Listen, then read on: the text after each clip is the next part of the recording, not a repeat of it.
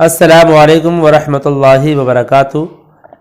آج کی ہماری یہ ویڈیو اردو زبان کی تیسری کتاب کا سبق نمبر 2 ہوگا۔ سبق نمبر 2، پرہیزگاری۔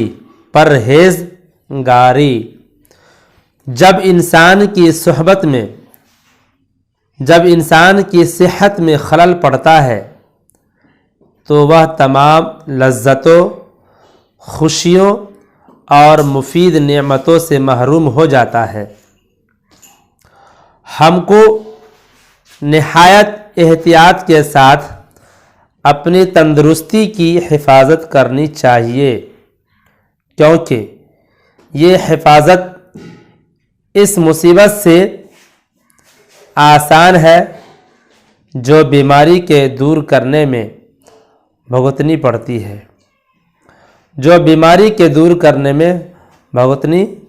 ہے۔ تندرستی کی حفاظت اس طرح ہو سکتی ہے کہ ہم ان باتوں اور ان چیزوں سے بچتے رہیں جو تندرستی میں خلل ڈالنے والی ہیں۔ بری آب و ہوا، ناموافق غذا، بے موقع محنت اور بے اندازہ کھانے پینے سے ہم کو ہمیشہ پرہیز کرنا چاہیے۔ جس طرح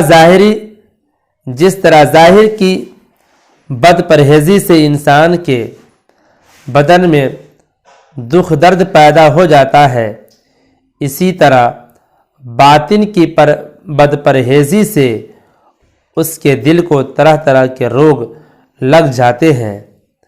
جو شخص بری بات، بیہودہ کام اور ناقص خیال سے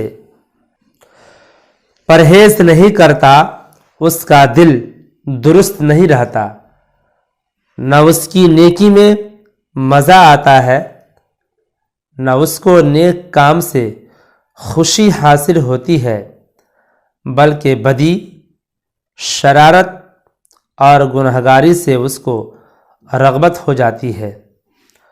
ہم کو ظاہر اور باطن دونوں قسم کی پرہیزگاری اختیار کرنی چاہیے، کیونکہ پرہیزگاری ہی تمام نیکیوں اور خوبیوں کی اصل ہے۔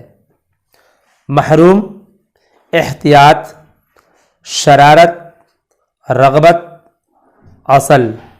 محروم، احتیاط، شرارت، رغبت، اصل۔